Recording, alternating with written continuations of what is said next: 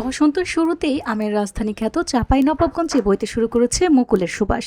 জেলার বিভিন্ন উপজেলার বিস্তীর্ণ আমবাগানে এখন গাছে গাছে ফুটেছে আমের মুকুল। হালকা হলুদ ভাব ও সবুজ রঙের এই মুকুলে ভরে উঠেছে চারদিক, আর মৌমাছির গুঞ্জনে মুখর হয়ে উঠেছে বাগানগুলো।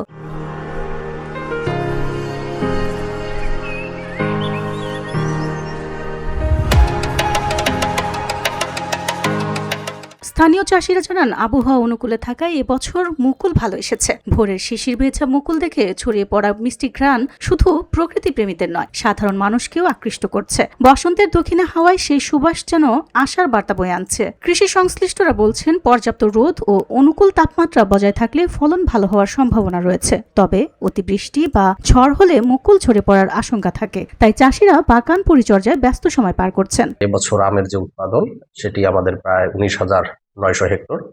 এ পর্যন্ত আমাদের এখন কিছু কৃষক যারা আছে তারা সার দিচ্ছে, কীটনাশক প্রয়োগ করতেছে এবং এটা শেষ পর্যায়ে আছে এবং কিছু কিছু গাছে জাত বেঁধে এগুলো চলমানও আছে।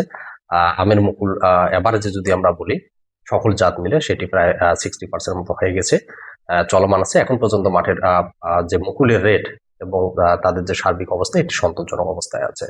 আমরা কৃষকদের সাথে পরামর্শ করতেছি, উঠান বৈঠক করতেছি, তারা যেন সারের যে ডোজটা এবং কীটনাশক এটি যেন সময় মতো করে এবং পরিমিতি থেকে তারা করে। আমরা বর্তমানে কৃষি বিভাগ সহ বিভিন্ন বিশেষজ্ঞের মতামত অনুযায়ী আম বাগানে পরিচর্যা করছি। তো এখন পর্যন্ত আমরা দেখছি আবহাওয়া অনুকূলে যদি এই সময়টা কিন্তু আমরা যে আম চাষি আছে আমাদের জন্য সবচেয়ে গুরুত্বপূর্ণ, কারণ এই সময়টা আমাদেরকে নিবিড় পর্যবেক্ষণের মধ্যে আম বাগান রাখতে হয়। তো আমরা যদি আশা করছি যদি আর কয়েকটা দিন আবহাওয়া অনুকূলে থাকে, যদি বৃষ্টি না হয়, তাহলে আমাদের আমের কাঙ্ক্ষিত ফলন হবে বলে আমরা আশা করছি। আমের মুকুল শুধু একটি প্রাকৃতিক সৌন্দর্য নয়, এটি জেলার অর্থনীতিরও প্রধান ভরসা। প্রতি বছর এখানকার আম দেশের বিভিন্ন অঞ্চলে সরবরাহ করা হয় এবং বিদেশেও রপ্তানি হয়। ফলে মুকুল ফোটার সঙ্গে সঙ্গে জেগে ওঠে নতুন স্বপ্ন ও সম্ভাবনার আলো। ভিওটি বাংলা নিউজ ডেস্ক।